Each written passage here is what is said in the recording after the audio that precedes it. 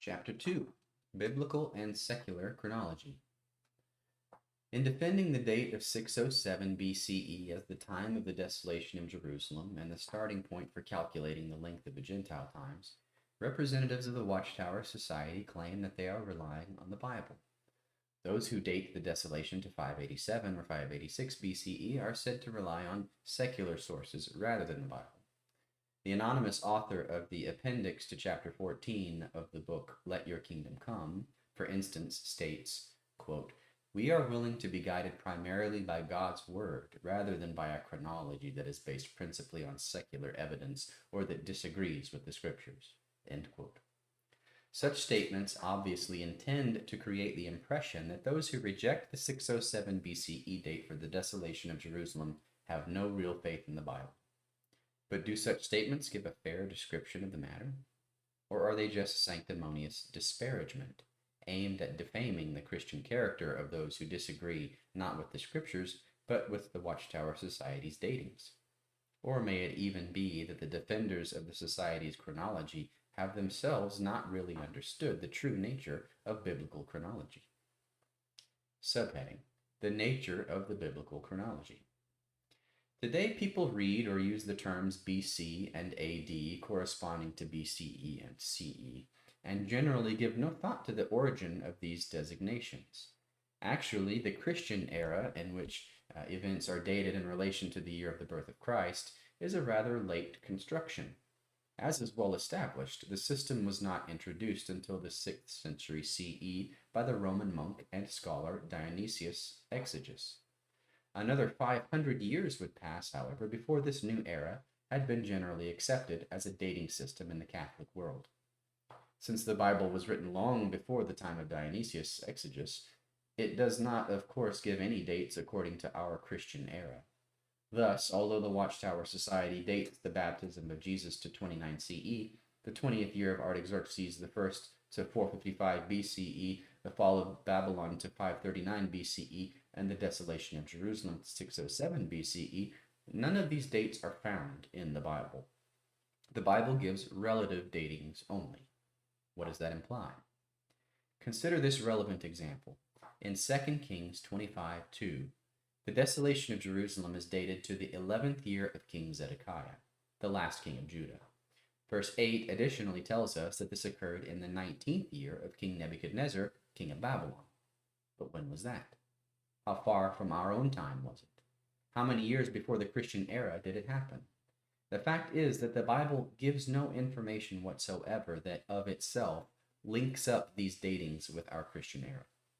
Similarly, the book of Kings and Chronicles tell about the kings who ruled in Israel and Judah from Saul, the first king, on to Zedekiah, the last one. We are told who succeeded whom and for how many years each of them ruled. By summing up the lengths of reign from Saul to Zedekiah, we can measure the approximate space of time — there are many uncertain points — between these two kings. In this way, we find that the period of the Hebrew monarchies covered roughly 500 years. But still, we've found no answer to the question, at what point on the stream of time did this period start, and at what point did it end? If the Bible had gone on to give a continuous and unbroken series of regnal years from Zedekiah all the way down to the beginning of the Christian era, the question would have been answered. But Zedekiah was the last of the Jewish line of kings, and his reign ended centuries before Christ's coming. Nor does the Bible give any other information that directly identifies for us the length of the period from Zedekiah's 11th year, when Jerusalem was desolated, to the beginning of the Christian era. Thus, we have a period of roughly 500 years, the period of the Hebrew monarchies, but we are not told how far from our time this period was and how it can be fixed to our Christian era. If the Bible had preserved dated and detailed descriptions of astronomical events, such as solar and lunar eclipses, or the positions of the planets in relation to different stars and constellations, this would have made our problem easier. Modern astronomers, with their knowledge of the regular movements of the moon and the planets, are able to calculate the positions of these heavenly bodies held on the starry sky thousands of years ago. But the fact is that the Bible provides no information of this kind. The Bible of itself, then, does not show how its chronological datings may be connected with our own era. A chronology that is in this sense hanging in the air is simply the type of chronology called a relative chronology. Only if the biblical information supplied us with the exact distance from the time of Zedekiah up to our own era, either by the aid of a complete and coherent line of lengths of reign or by detailed and dated astronomical observations, we would have had an absolute chronology. That is, a chronology that gives us the exact distance from the last year of Zedekiah to our own time. It seems evident that the Bible writers themselves were not concerned about supplying this, their focus simply being on other matters. What source then can we look to make the connection with our era reckoning? Subheading: Is there a Bible chronology without secular sources? Despite the relative nature of the biblical dates, it is nonetheless not impossible to date events mentioned in the Bible. If we were able to synchronize the chronology of the Bible with the chronology of another country whose chronology in turn can be fixed to our Christian era, then it would be possible to convert the Bible's relative chronology into an absolute chronology. This means, however, that we would have to rely on extra-biblical, that is, on secular historical sources, in order to date events in the Bible. And we have no other alternative. If we want to know when, in relation to our own time, an event mentioned in the Bible took place, be it the date for the fall of Babylon, the date for the desolation of Jerusalem by Nebuchadnezzar, the date for the rebuilding of the temple in the region of Darius I, or any other date whatever, we are obliged to turn to the secular historical sources. This is the sober fact every Bible believer has to accept, whether he or she likes it or not. The simple truth is that, as relates to connecting with our Christian era reckoning, without secular sources, there is no Bible chronology, no datings of biblical events in terms of years BCE or CE. This also means, of course, that to speak of using the chronology of the Bible as a unilateral, independent time measurer by which the correctness of a certain date can be established is simply to ignore reality. When, for instance, some witnesses point to the fact that modern historians date the fall of Babylon to 539 BCE and then claim that the chronology of the Bible is in agreement with this date, they show they have not really understood what the relative nature of biblical chronology actually implies. Where does the Bible assign a date for the fall of Babylon? A witness might refer to Jeremiah's prophecy of the 70 years leading up to Babylon's fall, but on what date did those 70 years begin, so as to count forward to their end? There is none supplied, since the Bible does not give any date at all, not even a specific relative date for the fall of Babylon. The statement that the Bible agrees with the secular dating of this event to 539 BCE is completely meaningless, and it is equally meaningless and misleading to state that the secular date for the desolation of Jerusalem, 587 or 586 BCE, disagrees with the chronology of the Bible, since the absolute date for that event is not given in the Bible either. What of the 70 years of Jeremiah 25, 11, and 12, and 29, 10, on which witnesses rely so heavily in their chronology? Witnesses quite naturally hold to the Watchtower Society's claim that those 70 years refer to the period of Jerusalem's desolation, reckoned from the 18th year of Nebuchadnezzar to the return of the Jewish exiles in the first year of Cyrus, that is, his first full or regnal year, following his accession year, which began in 539 BCE. As a result of this view, the time interval between the dates historians have established for these two events, 587-86 and 538-37 BCE, appears too short by some 20 years. The Watchtower Society therefore chooses to reject one of the two dates. They could reject the date for Nebuchadnezzar's 18th year, 587-86, or reject the date for Cyrus's first regnal year, 538-37. They reject the first date, 587-86. On what basis do they reject that date and not the other? There is no biblical reason for this choice. As pointed out earlier, the Bible itself neither agrees nor disagrees with either of these two dates stated in terms of the Christian era reckoning. The Bible, therefore, simply does not provide the means for deciding which of the two dates is the better one, in terms of being firmly established. On what grounds, then, should the choice be made, provided that the Society's interpretation of the 70 years is correct? The most logical, sound, and scholarly method would be to accept the date that is most clearly established by the extra-biblical historical sources. This is because these sources do supply the data needed to link up with our Christian era reckoning. And, as will be demonstrated in the next two chapters, These sources show very definitely that of the two dates just considered, the chronology of Nebuchadnezzar's reign is much better established by astronomical and other documents than is the chronology of Cyrus' reign. If a choice were really necessary, and a Bible-believing Christian were faced with choosing, the natural choice then should be to retain the date 587-86 and reject the 538-37 BCE date. Yet, the Watchtower Society prefers the opposite choice, since the reason for this is not because the Bible itself favors one of these dates over the other, and it is certainly not because the historical evidence does so. What is the real reason for their choice? Subheading: Loyalty to the Bible or to a prophetic speculation? If, according to their claims, the 70-year period of Jeremiah's prophecy really should be reckoned from the 18th year of Nebuchadnezzar to the first year of Cyrus, the Watchtower Society should logically have started with 587-86 BCE as historically the more reliable of the two dates. Counting 70 years forward from that date would point to 518-17 BCE as the first year of Cyrus instead of 538-37.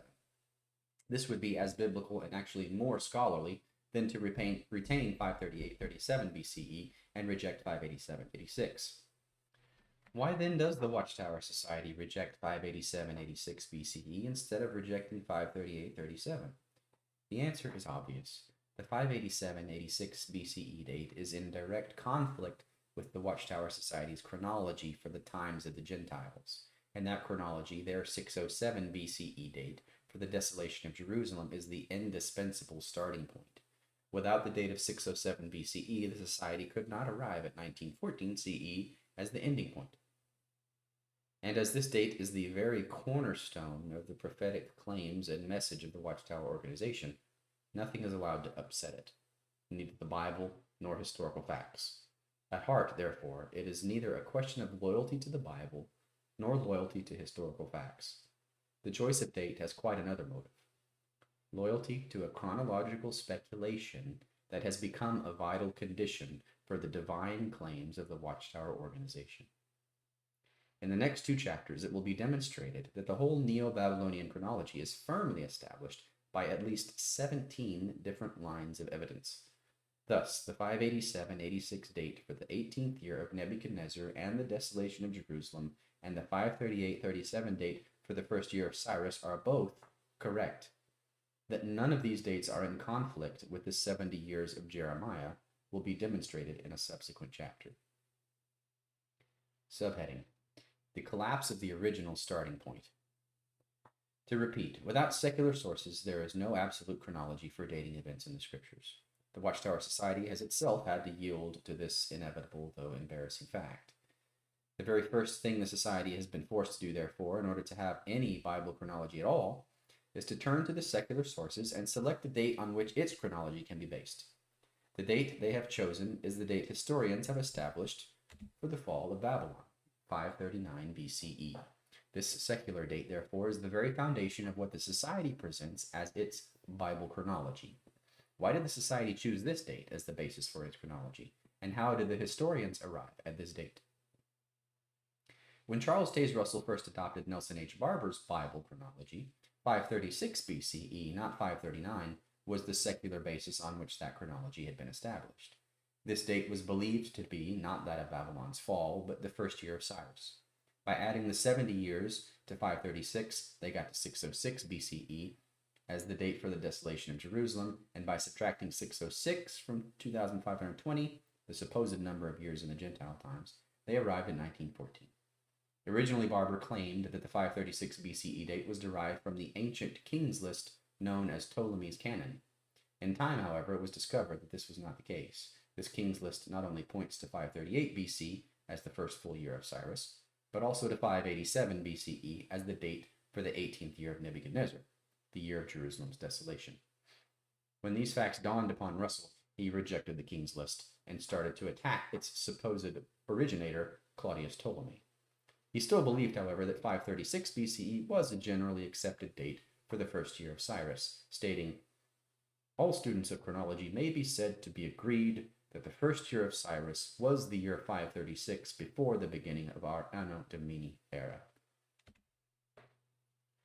As time went by, some Bible students discovered that this statement was not true either.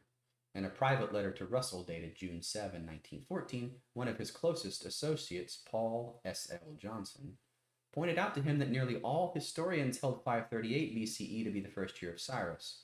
I have consulted a dozen encyclopedias, he wrote, and all except 3 give 538 BC as the date. Russell, however, ignored this information, and so did Joseph F. Rutherford, his successor as president of the Watchtower Society. Not until 1944, in the book The Kingdom is at Hand, did the Watchtower Society finally abandon the 536 BCE date. By steps, Cyrus's first year was moved backwards, first to 537, and then 5 years later to 538, the date pointed to by Ptolemy's canon.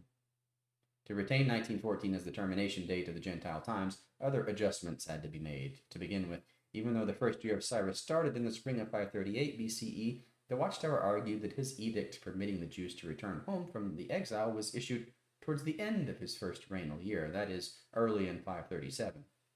In that case, the Jews departing from Babylon could not have reached Jerusalem until the autumn of that year.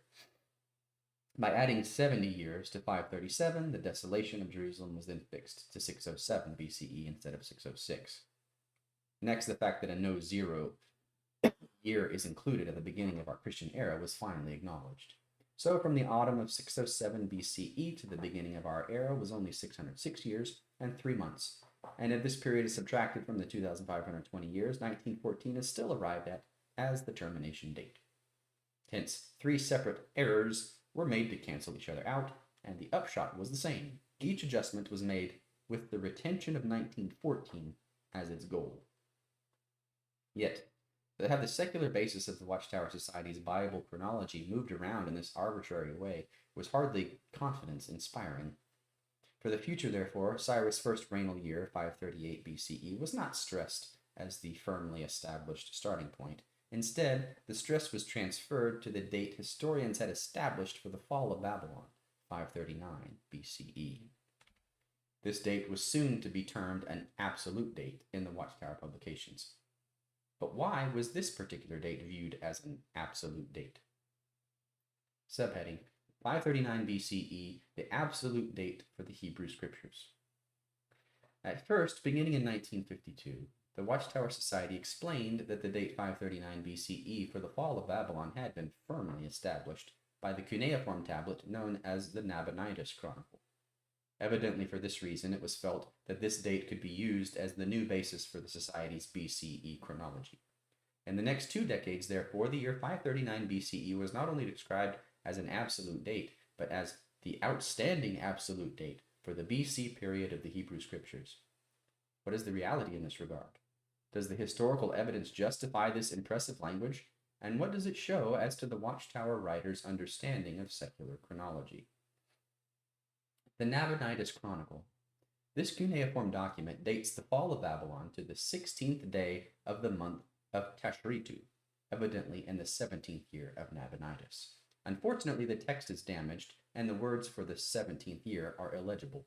But even if these words had been preserved, the chronicle would not have told us anything more than the Babylon was captured on the 16th day of Tishrei, Babylonian Tashritu, in Nabonidus' 17th year.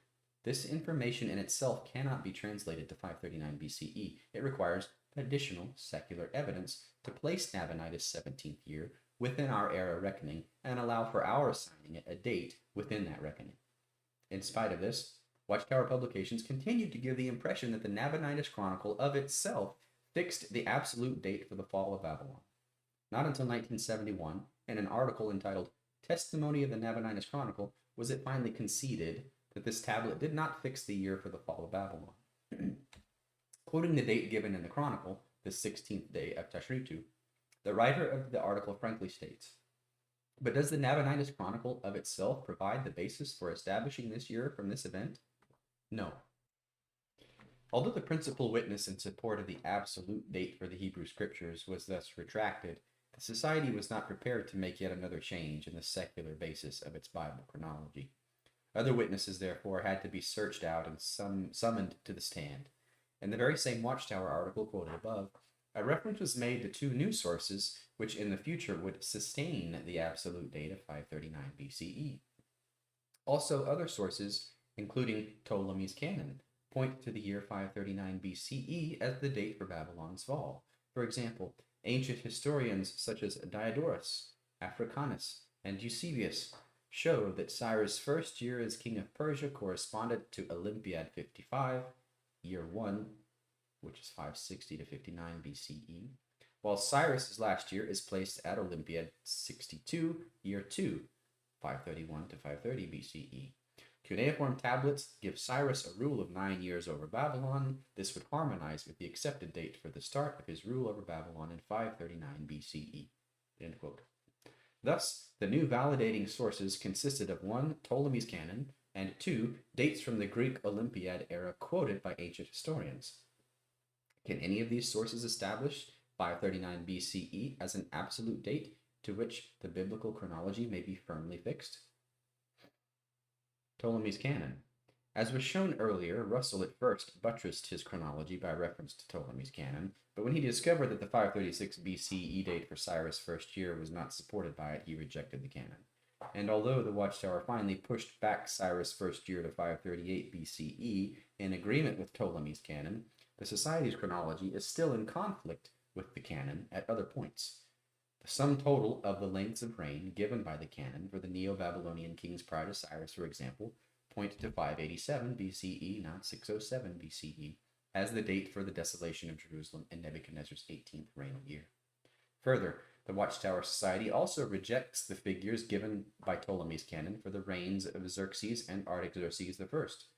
To use the canon in support of the 539 BCE date, while at the same time rejecting its chronology for periods falling prior to and after this date, would be totally inconsistent. Evidently realizing this, the Watchtower Society in the very next year once again rejected Ptolemy's canon, declaring that the very purpose of the canon makes absolute dating by means of it impossible. If this were true, the Society could not, of course, use the canon in support of the 539 BCE date.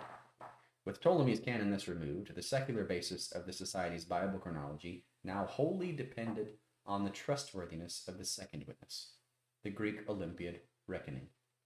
How about this era reckoning?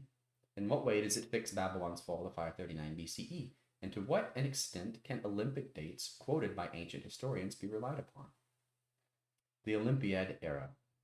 The first year assigned to this era is 776 BCE. This year, therefore, is designated as Olympiad the First.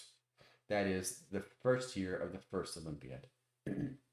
Now, this does not mean that the first Olympic Games took place in 776 BCE. Ancient sources indicate that these games began to be held much earlier. Nor does it mean that already back in 776 BCE, the Greeks had started an era founded upon the Olympic Games. As a matter of fact, no reference to the Olympiad era may be found in all ancient literature until the 3rd century BCE. As Professor Elias J. Bickerman points out, the numbering of Olympiads was introduced by Timaeus, or by Eratosthenes, and Dr. Alan E. Samuel specifies the Olympiad reckoning system originated by Philistus was subsequently used in a historical context by Timaeus, and from then on we find historical chronologies based on Olympiads. Timaeus Sicelus wrote a history of Sicily, his native country, in 264 BCE, and Eratosthenes, a librarian at the famous library in Alexandria in Egypt, published his Chronographie some decades later.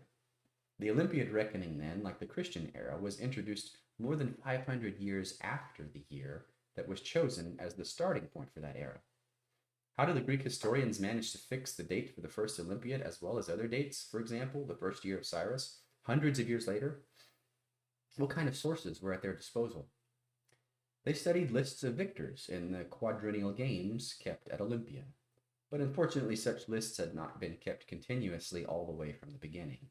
As Dr. Samuel points out, the first list was drawn up by Hippias at the end of the 5th century BC, that is, around 400 BCE. By Hellenistic times, the list of victors was complete and reasonably consistent, and the framework for chronology was established and accepted. But was the list reliable? Samuel continues, whether all this was right, or whether events were assigned to years correctly, is another matter, pointing out that the shrewd Plutarch, circa 46 to 120 CE, had his doubts. He goes on to caution that we too should be very dubious about chronographic evidence from Olympiads much before the middle or beginning of the 5th century, i.e., before 450 or 500 BCE. The Watchtower Society's confidence in the Olympiad reckoning is even more illusory, however.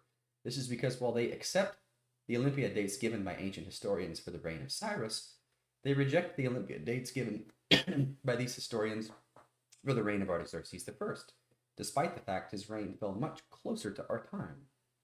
Thus, when Julius Africanus, in his Chronography, published circa 221 or 22 CE, dates the 20th year of Artaxerxes to the fourth year of the 83rd Olympiad, corresponding to 445 BCE, this date is rejected by the Watchtower Society in preference of 455 BCE, as was noted earlier.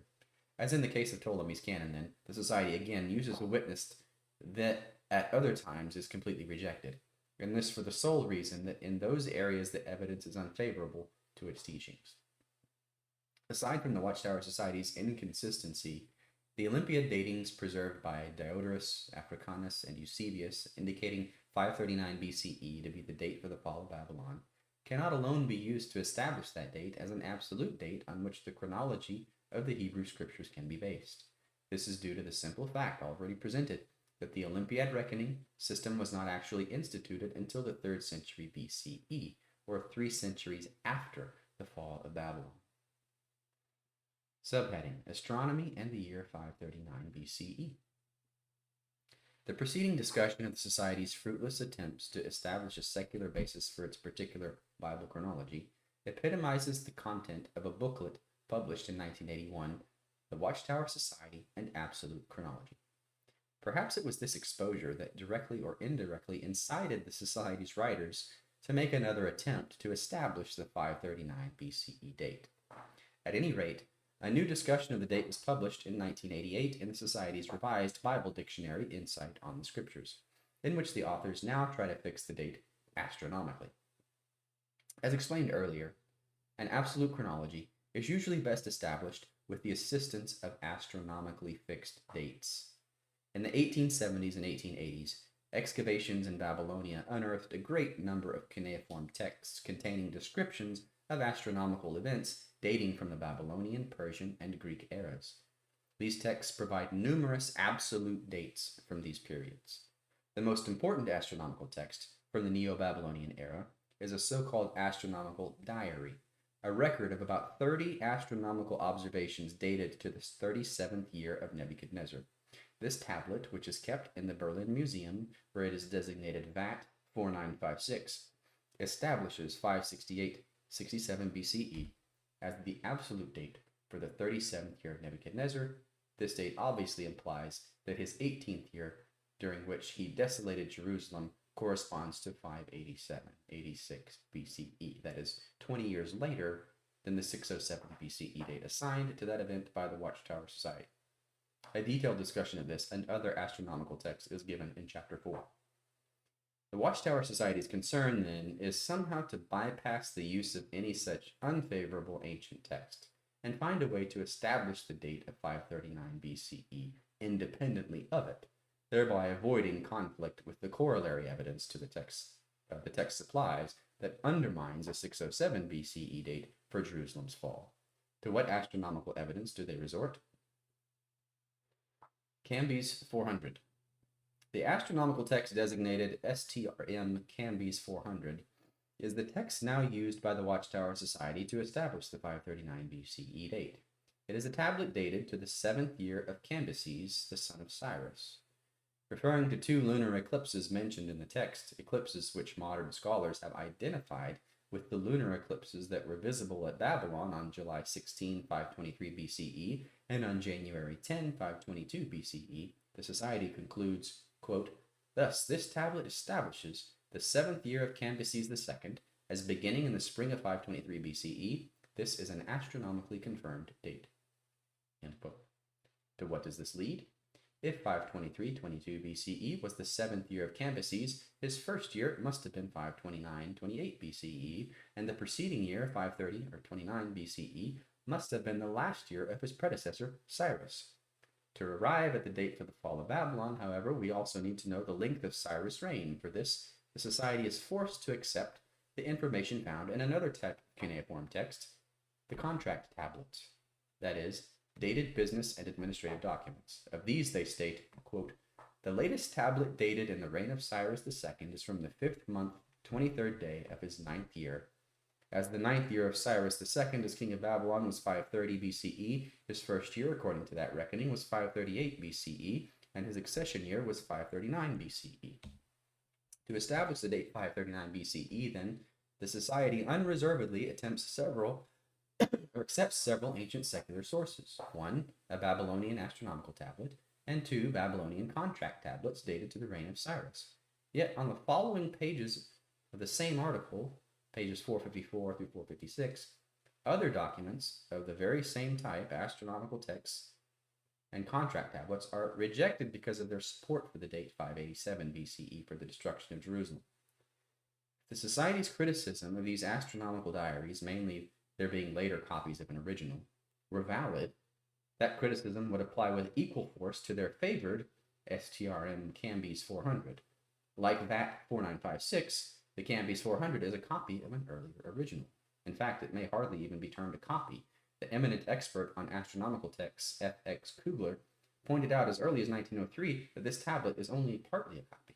The copyist was evidently working from a very defective text and therefore tried to fill in the lacunae, or gaps, in the text by his own calculations. Thus, only a portion of Camby's 400, at best, contains observations. The rest are additions by a rather unskilled copyist from a much later period. Kugler commented that not one of the astronomical texts I know of offers so many contradictions and unsolved riddles as Camby's 400. By contrast, VAT 4956 is one of the best preserved diaries. Although it is a later copy, experts agree that it is a faithful reproduction of the original. There is some evidence that the lunar eclipses shown on Camby's 400, referred to in the book Insight on the Scriptures, were calculated rather than observed. The point here made, though, is not the validity or lack of validity of those particular observations, but that while applying certain criteria as a basis for rejecting the evidence of VAT 4956, the Watchtower Society does not let the same criteria affect its acceptance of Camby's 400, because it views this document as giving apparent support to its claims. This repeated inconsistency results from the same hidden agenda of seeking to protect a historically unsupported date. Actually, to fix the date for the fall of Babylon, it is much safer to start with the reign of Nebuchadnezzar and count forward, instead of beginning with the reign of Cambyses and counting backward. The date 539 BCE for the fall of Babylon was, in fact, first determined this way, as pointed out by Dr. R. Campbell Thompson in the Cambridge Ancient History. Quote, "The date 539 for the fall of Babylon has been reckoned from the latest dates on the contracts of each king in this period, counting from the end of Nabopolassar's reign in 605 BC, Nebuchadnezzar, 43 years, Amel-Marduk, 2 years, Nergal-Sharezer, 4 years, Labashi-Marduk, accession year only, Nabonidus, 17 years, some of those being 66 years." End quote. The Watchtower Society, however, accepts only the end product of this reckoning, 539 BCE, but rejects the reckoning itself and its starting point because these contradict the date of 607 BCE. The Society rejects the astronomical texts in general, and VAT 4956 in particular.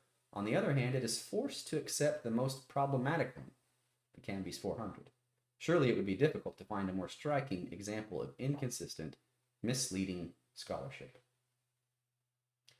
As has been demonstrated above, 539 BCE is not a logical starting point for establishing the date for the desolation of Jerusalem. The most reliable dates in this period, in the 6th century BCE, that may be established as absolute fall much earlier within the reign of Nebuchadnezzar, a reign that is directly fixed to our era by VAT 4956 and other astronomical texts. Further, the Bible provides a direct synchronism between the reign of Nebuchadnezzar and the desolation of Jerusalem. As pointed out earlier, 2 Kings 25:8 explicitly states that this desolation occurred in the 19th year of King Nebuchadnezzar. By contrast, no such direct synchronism is given in the Bible for the fall of Babylon. But this is not all. The lengths of reigns of the Neo-Babylonian kings, as quoted from the contract tablets by Dr. R. Thompson above, from the first king, Nabopolassar, to the last one, Nabonidus, may be firmly established in a number of different ways. In fact, the chronology of this period may be established by at least 17 different lines of evidence. This evidence will be presented in the next 2 chapters.